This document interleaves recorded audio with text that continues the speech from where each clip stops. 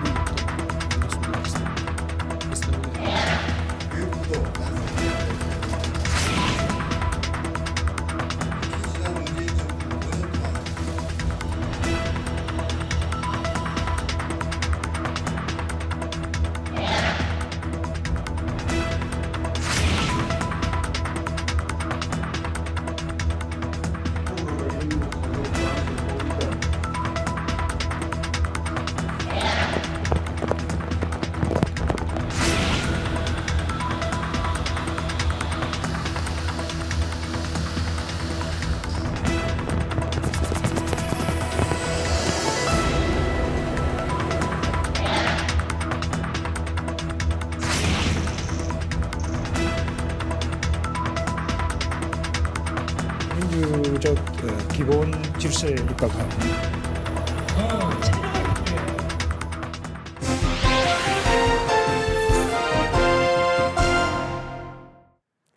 최근 교육과 관련된 내용들을 쉽게 접할 수 있습니다.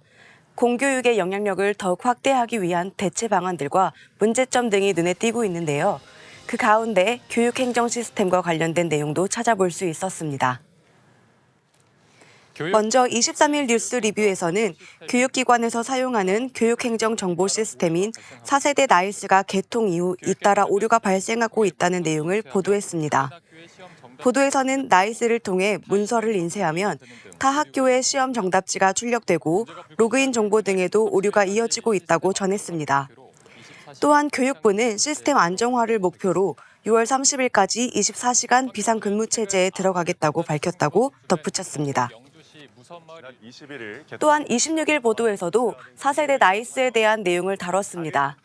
해당 보도에서는 답안 인쇄 기능 이용 시 다른 학교 시험 답안이 출력되는 등의 오류가 10건 이상 접수되어 이에 대한 후속 조치 등을 점검했다고 밝혔다는 내용을 전했으며 각 시도교육청에 기말고사를 무사히 치를 수 있도록 새 시스템 사용에 필요한 행정 역량을 당분간 집중해달라고 요청했다고 덧붙였습니다. 현재 초, 중, 고등학교는 기말고사와 학기말 성적 처리 기간이 맞물려 있습니다. 이런 상황에서 새롭게 도입한 시스템의 오류로 인해 많은 학교들은 시험지가 유출되어 문제를 재출제하는 등의 혼란이 빚어지고 있는데요. 학교 현장에서 어떤 문제점이 나타나고 있는지, 어떤 우려가 예상되는지 등에 대한 교사들의 목소리를 전했으면 더 좋았을 것이라는 아쉬움이 남습니다. 또한 새로운 시스템을 도입하게 된 배경과 방학 중이 아닌 학기 중에 도입을 할 수밖에 없었던 이유 등 교육부의 입장도 함께 다뤘다면 보도 내용이 더욱 풍성했을 것으로 생각됩니다. 추후 이에 대한 보도를 할 때에는 이를 둘러싼 다양한 목소리를 통해 구체적이고 심도 있는 내용이 전해졌으면 하는 바람입니다.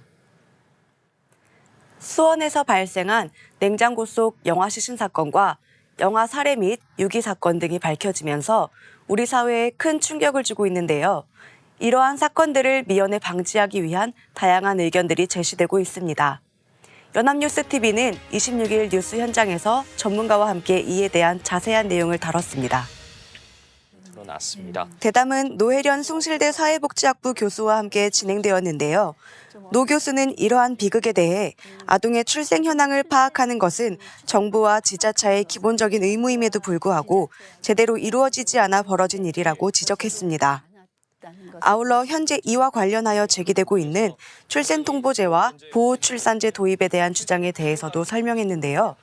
노 교수에 따르면 아동의 존재를 지자체에서 알고 있었다면 이런 비극적인 상황을 막을 수 있었기 때문에 출생통보제의 도입 필요성에 대한 시사점을 보여주는 사건이라고 전했습니다. 한편 보호출산제의 경우 미혼모를 보호하고 생명을 살린다는 취지에서 거론되고 있는데 미혼모가 당당하게 아동을 양육할 수 있는 지원체제가 없는 상태에서 도입된다면 자녀 양육을 포기하게 되는 방향으로 유도할 수 있을 뿐만 아니라 아동의 정체성과 부모의 알 권리 등을 침해하는 심각한 부작용이 있는 제도이기 때문에 신중한 검토의 필요성도 짚었습니다. 따라서 지금과 같은 안타까운 일들을 막기 위해 선행되어야 할 것은 출생통보제의 도입이라고 주장하면서 어려운 상황에 놓인 임산부에 대한 지역사회의 관심을 통해 이와 같은 비극을 방지할 수 있도록 해야 한다고 지적했습니다. 최근 출생과 관련된 사회적 문제가 대두되고 있습니다. 영아 살해와 유기에 대한 심각성이 번지고 있는데요. 전문가의 시선을 통해 우리 사회가 직면하고 있는 제도적 문제점과 한계를 살펴볼 수 있었습니다. 또한 이와 관련하여 제기되고 있는 내용들을 한 번에 짚어주어 해당 사건에 대한 구체적인 이해를 도왔을 뿐만 아니라 미혼모를 바라보는 사회적 시선에 대해서도 다시 한번 생각해 볼 수 있는 기회를 주었다고 생각합니다. 초고령 사회로 진입하면서 치매에 대한 관심도 증가하고 있습니다. 치매의 경우 당사자는 물론 그 가족들의 일상에도 지장을 줄 만큼 부담이 크기 때문에 치매 안심센터의 지원이 필요한데요. 치매 안심센터의 경우 노인성 치매를 위한 프로그램이 대부분이어서 비교적 젊은 나이의 치매 환자에 대한 관심이 필요한 상황입니다. 24일 방영된 생생네트워크에서는 이에 대한 내용을 다뤘습니다. 보도에서는 65세 이전에 시작되는 초록이 치매 환자가 증가하고 있다는 점을 언급하면서 이들의 사회 복귀를 돕는 다양한 지원들에 대해 주목했습니다.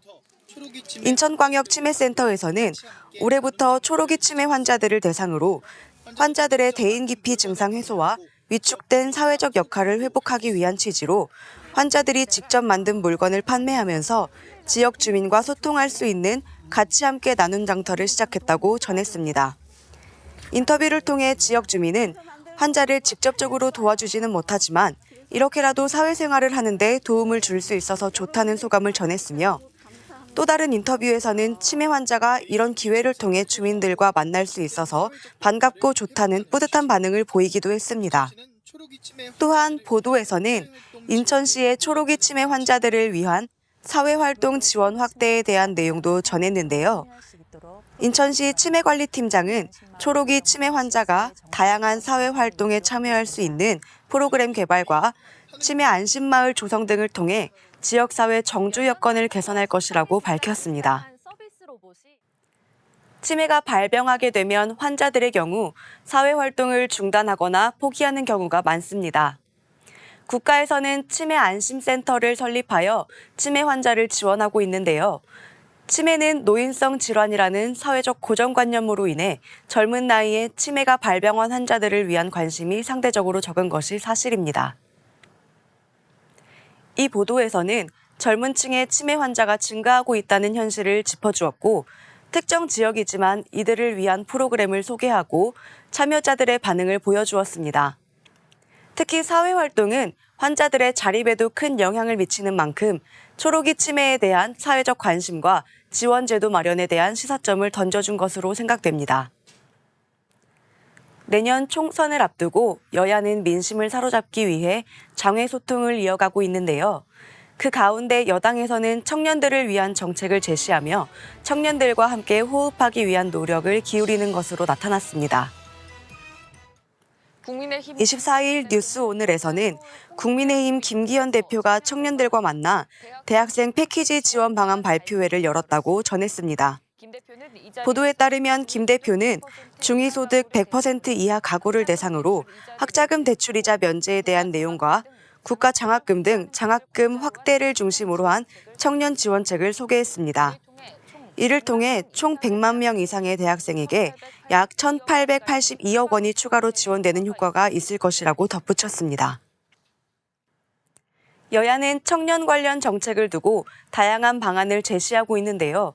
더불어민주당은 지난달 학자금 대출 이자 면제법을 통과시켜 이를 둘러싼 여야의 갈등이 빚어졌습니다. 내년 총선을 앞두고 여야가 청년 정책에 힘을 쓰는 것은 청년층의 투표율과 표심이 총선에서 중요한 역할을 한다는 것을 의미한다고도 볼 수 있는데요. 이 보도에서는 김기현 대표가 제시한 청년 지원책을 단편적으로만 소개해 아쉬움이 남습니다. 가령 발표회에 참석한 대학생들의 반응이나 정책의 현실성 여부, 과거부터 현재까지의 학자금 대출 정책 변화, 민주당과의 차이점 등 발표 내용을 둘러싼 다양한 내용을 함께 다뤘다면 해당 정책의 효과성을 판단해 보는 데 도움이 되었을 것으로 보입니다.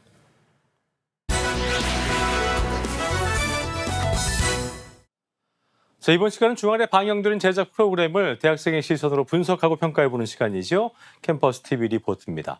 이번 주에는 명지대학교 김근아 학생과 함께하겠습니다. 어서 오십시오. 안녕하세요. 네, 자, 근아 학생 지난주에 어떤 프로그램 모니터링했습니까? 네, 저는 매주 일요일 오후 7시 30분에 방송되는 연합뉴스TV 스페셜을 모니터링했습니다. 지난 25일 방송된 연합뉴스TV 스페셜에서는 6.25 전쟁 73주년을 맞아 마지막 한 분까지 찾는다는 제목으로 6.25 전쟁 이후 유해 발굴에 대해 다뤘습니다. 그럼 자세한 모니터링 내용 지금부터 전해드리겠습니다.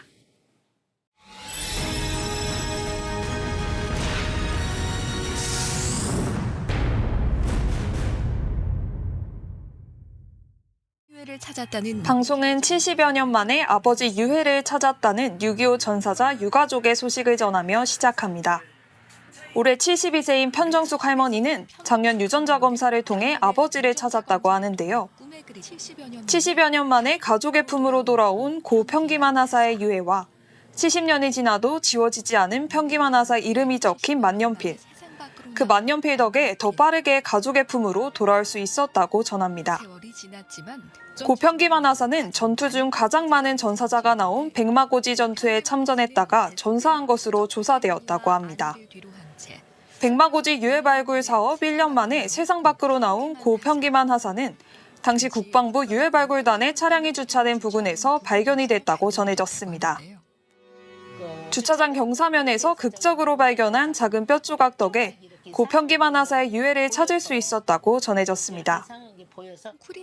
웅크린 자세로 발견된 고 평기만 하사와 고 김용일 2등 중사 유해와 함께 철모, M1소총 등 고 평기만 하사의 유품이 91점 발견되었고 특히 만년필이 신원 확인의 결정적인 단서가 되었다고 합니다.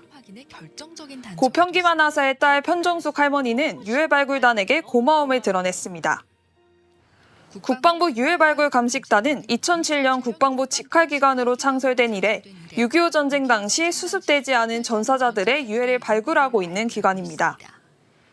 국방부 유해 발굴 감식단은 올해 36개 지역에서 발굴 사업을 진행할 예정이라고 합니다. 제작진은 유해 발굴 작업이 한창인 강원도 초령군을 찾았다고 하는데요. 이곳은 6.25 전쟁 당시 치열한 전투가 벌어졌던 격전지라고 합니다. 이날 6.25 전사자로 추정되는 유해가 한 구 발견되었다고 합니다. 안방쯤 바로 위, 엎드린 자세로 식별이 되었는데 바로 위에 굵은 나무 뿌리가 있다 보니 노출에 꽤 오랜 시간이 걸렸다고 전했습니다. 아군과 적군의 유품이 한 장소에서 발굴되었다고 하는데요. 6.25 전쟁 당시 치열했던 전투의 흔적을 그대로 보여준 유품들이었습니다. 70년이 지났지만 아직까지 유해를 찾기 위해 노력하는 국방부 유해 발굴 감식단.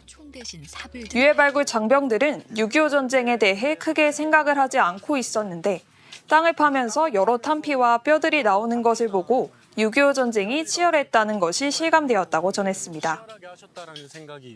또한 제7보병사단 대대장 황성하 씨는 현재 작전을 하는 데 있어서 다소 날씨가 덥고 지형적인 요소도 매우 험준해 어려운 상황이지만 사명감으로 전 장병들이 열심히 작업하고 있다고 전했습니다. 수습된 유해는 오동나무관에 입관한 뒤 태극기로 감싸는 관포의식을 거친다고 하는데요. 마지막 봉안까지 정성과 예를 갖추는 모습입니다. 발굴된 유해는 신원 확인을 위해 서울에 위치한 중앙감식소로 이송이 되는데 이곳에서 정밀 감식과 유전자 검사를 통해 신원 확인이 이루어진다고 합니다. 중앙감식소에서는 키, 나이, 성별 등 유해별 특징과 사망 원인 등을 정밀 감식한 이후 기록해서 보관하고 신원 확인을 위한 유전자 검사용 시료를 추출하는 과정을 거치게 된다고 합니다. 유전자 분석실에서는 전사자의 친외가 8촌 이내의 유가족에서 추출한 유전자와 전사자의 유해에서 추출된 유전자를 비교 분석해서 친족 관계를 식별하는 과정이 이루어지게 됩니다. 이렇게 유해에 대한 신원 확인과 함께 발굴된 유품들은 보존 처리를 거쳐 유품 보관실로 이동하게 되는데요. 현재 4만여 점의 유품이 이곳에 보관되어 있다고 합니다. 유해와 함께 발굴된 전사 용품들은 유가족들에게 전달하고 만약 유가족이 희망하지 않거나 보관이 어려울 상황이라면 기증받아 전시나 대여 같은 부분에서 활용된다고 합니다. 지금까지 발굴된 유해 중 여전히 신원이 밝혀지지 않은 유해만 1만여 구. 이 유해가 하루빨리 가족의 품으로 돌아가기 위해선 유가족분들의 시료 채취가 절실한 실정이라고 전했습니다. 아직도 사냐에는 70년이 넘도록 호국 영령들이 묻혀 있습니다. 그들이 하루빨리 조국과 가족의 품에 안기길 바란다며 방송은 마무리됩니다. 자, 모니터링 내용 잘 봤습니다. 근하 학생 이번 연합뉴스 TV 스페셜 보면서 어떤 점이 가장 와닿았습니까? 방송을 보고 국방부 유해 발굴 감식단의 노력을 실감할 수 있었는데요. 더운 날씨에도 호국 영령들의 명예를 지키겠다는 신념 하나로 모든 작업을 진행하고 있는 모습이 대단하다고 느껴졌습니다. 그렇군요. 아직도 신원 확인이 되지 않은 유해가 하루빨리 조국과 가족의 품으로 돌아갔으면 좋겠다는 생각을 했습니다. 네. 자, 그럼 마지막으로 이번 연합뉴스 TV 스페셜에 대한 근하 학생의 한 줄 평 들어보겠습니다. 네, 저의 한 줄 평은 73년 만에 찾아온 호국 영령들의 자유와 평화입니다. 네, 공감할 수 있는 한 줄 평까지 지금까지 명지대학교 김근하 학생과 함께했습니다. 고맙습니다. 감사합니다.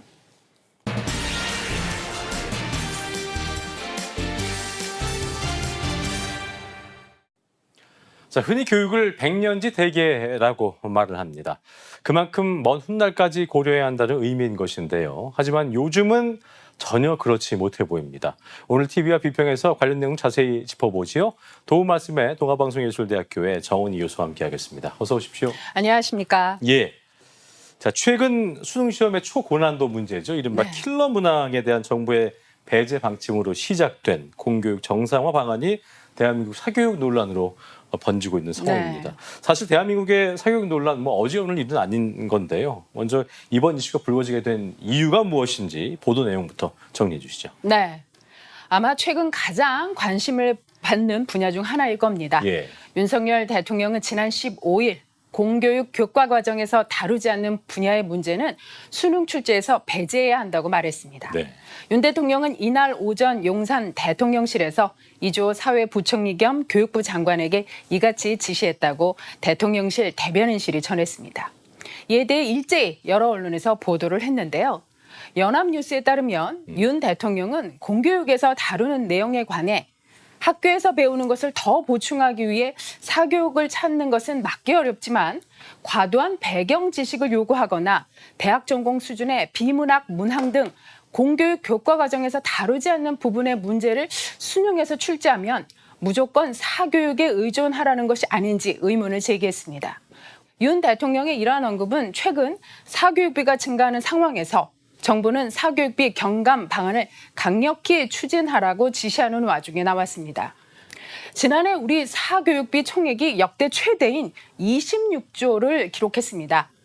교육 분야에서도 과도한 사교육 의존을 부추기는 당국과 업계 간 카르텔이 있는 것이 아니냐라는 지적입니다. 대통령이 수능 출제를 직접적으로 이렇게 언급한 것은 매우 이례적인 일로 교육계에서는 당장 올해 수능 난이도에 미칠 영향을 주목하고 있습니다. 이런 가운데 대통령실은 약 3시간 만에 공지를 내고 해당 발언을 공교육 교과 과정에서 다루지 않은 분야의 출제 배제로 정정하고 윤 대통령의 카르텔 발언 등을 추가로 공개했습니다. 조선비즈의 보도에 따르면 이주호 사회부총리 겸 교육부 장관은 지난 21일 정부 서울청사에서 공교육 경쟁력 제고 방안을 발표하면서 22일부터 사교육 이권 카르텔, 허위, 과장, 광고 등 학원의 부조리에 대하여 2주간 집중 신고 기간을 운영할 계획이라고 밝혔습니다. 신고된 사안에 대해서는 교육청 등 관계기관과 엄정하게 대응할 방침입니다. 또한 수능 난이도에 대해서는 변별력을 충분히 확보하는 수능이고 쉬운 수능이 아니라고 말했습니다. 이 부총리는 학생 한 명 한 명이 각자의 소질과 적성에 따라 건강한 미래사회의 주역으로 성장해 나갈 수 있도록 공교육을 근본적으로 혁신해 나가겠다고 했습니다. 그러나 이 수험생과 학부모들은 수능 약 150일 전에 나온 윤 대통령의 발언으로 혼란을 겪는다는 비판이 나오고 있습니다.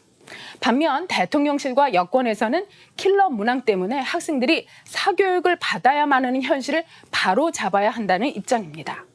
교육부는 지난 26일 사교육비 경감 대책을 발표하면서 공정한 수능에 관련해서 더 자세히 설명했습니다. 그랬군요. 자, 논란이 불거진 이후에 정부가 공교육 정상화를 위한 각종 대책들을 내놓고 있는 상황인데 네. 그러면서 한편으로는 이제 교육계와 사교육업계가 아까 교수님께서 말씀하셨던 카르텔을 뿌리 뽑겠다면서 사교육업계에 대해서도 강하게 압박을 하고 있는 상황입니다. 네. 사교육 부담에 대한 정부의 대책은 어땠는지 언론 보도 관련 내용 짚어보죠. 네.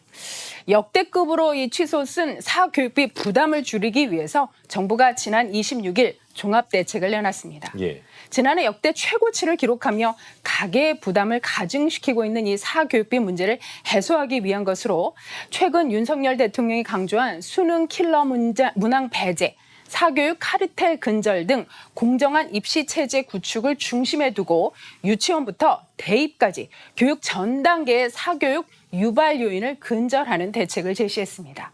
이주호 부총리 겸 교육부 장관은 26일 이 같은 내용을 골자로 한 대책을 발표했습니다. 여러 언론에서 일제히 보도를 했는데요. 한겨레에 따르면 우선 킬러 문항 배제 원칙이 출제 과정에 잘 반영되도록 현장 교사 중심의 위원회 2개가 신설이 됩니다. 수능 출제 기관인 한국교육과정평가원 내에 공정수능평가 자문위원회를 두고 시험 전후로 출제 전략 수립과 평가 개선을 돕습니다. 출제 단계에선 평가원과 독립된 공정수능 출제 점검위원회가 출제위원들과 합숙하면서 킬러 문항을 걸러내는 역할을 맡고 2025학년도 수능부터는 현장 교사 중심으로 출제진을 구성하는 방안도 검토합니다. 수능 사교육 카르텔 근절을 위해 수능 출제위원이 강의, 지필, 자문 등 영리행위를 하지 못하도록 법적 근거를 마련하는 방안이 검토됩니다. 또한 교육부, 공정거래위원회, 경찰청 등 유관기관이 대응협의회를 구성해 고액 사교육을 조장하는 과장 광고 행위 등을 단속합니다. 아울러 대입 수시평가에서 공교육을 벗어난 농구술 문제를 출제한 학교를 공개하고 반복될 경우 정원 축소 등 제재를 가합니다. 고액 입시 컨설팅 수요를 공교육에서 충족하도록 대학교육협의회 대입 상담 교사단을 활용한 무료 상담을 확대합니다. 중고등학생, 초등학생, 유아 대상의 단계별 사교육 대책도 마련됐습니다. SBS의 보도에 따르면 중고등학생의 교과 사교육을 줄이기 위해서 중학생용 EBS 유료 강좌를 무료로 전환을 하고 공교육 내에서 보충 지도를 받도록 튜터링이나 방과 후 교과 보충 지도를 확대하기로 했습니다. 돌봄을 위한 사교육 수요를 흡수할 수 있도록 학교 방과 후에 예체능 프로그램을 확대하고 유치원에서 초등학교 입학 대비가 가능하도록 이음학교를 운영하기로 했습니다. 유아 사교육비 조사를 신설하고 유아 영어학원 등의 편법 운영 등 정상화를 위해서 조치할 방침입니다. 이주호 부총리 겸 교육부 장관은 복잡하고 난해한 사교육 문제를 해결하기 위해 학생, 학부모, 교육청과 관계부처, 나아가 지자체와 민간까지 모두 머리를 맞대고 힘을 모아야 한다며 정부를 믿고 힘과 지혜를 모아달라고 요청했습니다. 예. 이러한 정부 대책에 언론들은 대책에 대한 실효성에 대해 보도했습니다. 한국일보는 이번 대책의 폭은 넓지만 깊이가 부족했다라고 했고 한겨레는 자사고를 유지하면서 사교육을 잡겠다는 것은 모순이라고 짚었습니다. 중앙일보는 킬러 문항 배제, 사교육 줄이기의 한계라는 보도를 했습니다. 사교육 시장의 범위가 워낙 넓고 우리 교육에서 여러 모순이 발견되고 있기 때문에 언론들 역시 근본적인 대책을 요구하는 것으로 보입니다. 이럴 때 언론에서도 올바른 교육 방향을 위해서 같이 고민해야 할 때입니다. 그래야겠군요. 자, 한국의 저출산 문제의 원인 중에 하나로 바로 이 과다한 네. 사교육비 지출이 꼽히고 있죠. 네. 과거 정부에서도 사교육 줄이기 위해서 여러 대책들이 있긴 했습니다만 사실 큰 효과를 보지 못했기 때문에 이번 정부의 대책을 놓고도 잘 내놓긴 했습니다만 실효성이 있을까란 의문의 목소리도 있는 상황인 건데 어떤 의견들이 나오고 있는 것인지 관련 보도 내용 좀 들어보겠습니다. 네. 정부가 26일 사교육 경감 대책을 발표하면서 그동안 수능에서 출제됐던 킬러 문항을 공개한 가운데 일각에선 이번 대책이 사교육비 절감으로 이어질지는 물음표라는 지적이 제기되고 있습니다. 예. 사교육 경감 대책이 나온 것은 지난 2014년 공교육 정상화 법 시행에 따른 선행 교육 금지 등의 내용을 담은 사교육 경감 및 공교육 정상화 대책이 발표된 지 9년 만입니다. 매일신문에 따르면 킬러 문항 배제, 단속 등에 초점을 둔 이번 대책들이 근본 대책과는 거리가 있다는 지적이 나오고 있고 킬러 문항 배제로 중위권 이하 학생들의 사교육비가 절감될지도 미지수라고 보도했습니다. 예. 최상위권은 킬러 문항 때문에 사교육에 기대는 경우가 많지만 중위권 이하는 킬러 문항 공략보다는 학교 내신 대비 또 기초 학력 등을 위해서 학원에 다니는 경우도 많기 때문입니다. 이 때문에 교육계에서는 정부가 이번 대책에서 수능을 포함한 대입 문제 전반을 함께 논의하지 않은 데 대한 아쉬움을 드러내는 목소리가 나온다고 지적했습니다.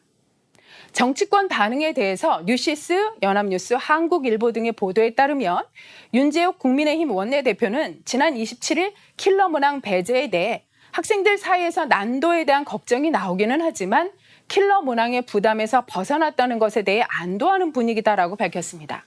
그러나 박광원 민주당 원내대표는 지난 27일 국회 원내대책회의에서 정부가 발표한 대책은 학생들과 학부모를 허탈하게 했다며 불신과 불안, 불확실성을 조금 더 없애지 못했다고 비판했습니다.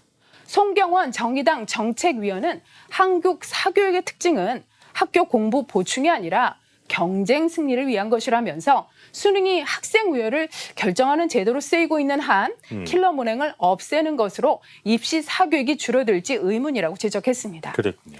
연합뉴스에 따르면 정부 대책에 대해 학부모들은 혼란스러운 반응으로 보입니다. 정부 대책에 공감은 하지만 바뀐 정책에 대해 또다시 학원에 의존할 수밖에 없다는 반응입니다. 이데일리는 입시 현장의 반응을 보도했는데요. 입시업계에선 킬러 문항이 사라져도 준 킬러 문항에 대응하기 위한 사교육 수요가 생겨날 것으로 보고 있습니다. 김병진 이투스 교육평가연구소장은 킬러 문항이 사라진다면 상위권 학생들이 실수하지 않도록 또 다른 사교육을 찾는 상황이 올 수 있다며 사교육을 억제하기 위해선 이에 대한 수요를 충족시켜줘야 한다고 했습니다. 임성호 종로학원 대표는 수능의 목적은 결국 1등부터 100등까지 학생들을 줄 세우는 것이라면서 킬러 문항이 사라진다고 하면 상위권 학생들의 불안감이 커지고 이는 사교육으로 연결될 가능성이 높다고 지적했습니다. 그러나 이주호 부총리는 글로벌 30으로 지역 대학 30개가 정말 세계적인 수준으로 발전한다면 시간이 걸리겠지만 근본적으로 해결될 것이라고 했습니다. 자, 사교육비 줄이기 위해서는 대학의 서열화도 그렇고 돌봄 공백 같은 것보다 좀 구조적인 문제에 대한 접근이 필요하겠고요. 네. 정말 여러 입장에서 첨예하게 또 얽히고 설켜 있는 사안인 만큼 언론의 역할도 중요해 보일 텐데요. 끝으로 한 말씀 해주시죠. 네. 매일신문은 사교육의 문제는 우리나라의 높은 교육열과 노동시장의 임금 근로조건 또 저출생 현상들과 복합적으로 얽혀 있고 예. 공교육의 질을 높이지 않고선 해결되기 어렵다고 보도했습니다. 사교육을 잡기 위해선 교육 분야뿐만 아니라 교육 외적인 분야에서도 해결책을 모색했어야 한다는 주장을 보도했습니다. 대학 서열이 여전히 공고하고 의대, 명문대 졸업장이 고소득 일자리로 이어지는 이 사회 구조에서 더 나은 대학에 가려는 학생, 학부모의 요구는 사실 자연스러운 것이고요. 예. 이 같은 요구에서 비롯된 사교육은 쉽게 줄지 않을 것이기 때문입니다. 한겨레 역시 자사고와 특목고는 입시 경쟁과 그에 따른 사교육 과열을 유발하는 대표적인 요인이라고 지적했습니다. 교육은 백년 대계죠. 특히 교육열이 높은 우리나라에서 교육 대책은 미래 우리나라의 모습을 만드는 가장 중요한 분야라고 생각합니다. 저출산 문제 역시 이 교육 문제와 뿌리 깊게 연관되어 있습니다. 그런 만큼 교육은 더 나은 모습으로 지속적인 발전이 필요합니다. 이번 대책으로 또 어떠한 교육 현장이 구현될지 지켜봐야겠습니다. 이럴 때 언론도 중심을 잡고 객관적이고 냉철한 분석 보도를 해야 할 것입니다. 예. 해외 교육 정책도 꼼꼼히 분석을 하고 사회 전반적으로 어떤 정책들이 함께 수반이 되어야 교육에도 긍정적인 영향을 미칠지 조사, 분석해야 합니다. 네. 게다가 수능이 얼마 남지 않아서 학생들, 학부모들의 혼란이 예상되고 있죠. 이번 교육정책의 시행에 따른 상황 변화 등에 대해 정확하게 보도하고 혼선을 줄일 수 있도록 최선을 다해야 할 것입니다. 네. 또한 적절한 정책 실현이 될 수 있도록 쓴소리도 마다하지 않아야 할 것입니다. 학생들의 미래가 달린 교육정책에 가장 무서운 지킴이가 되는 언론의 모습 기대하겠습니다. 자, 언론 역할 중요해 보이네요. 지금까지 동아방송예술대학교 정은희 교수와 함께했습니다. 오늘 말씀 고맙습니다. 고맙습니다. 예. 자, 저희 옴부즈맨 제작진은 여러분의 다양하고 소중한 의견들을 기다리고 있습니다. 방송을 보시고 느낀 소감을 연합뉴스TV 홈페이지 내 시청자 게시판이나 SNS로 보내주시면 됩니다. 저희는 다음 주 시간에 다시 인사드리겠습니다. 여러분 고맙습니다.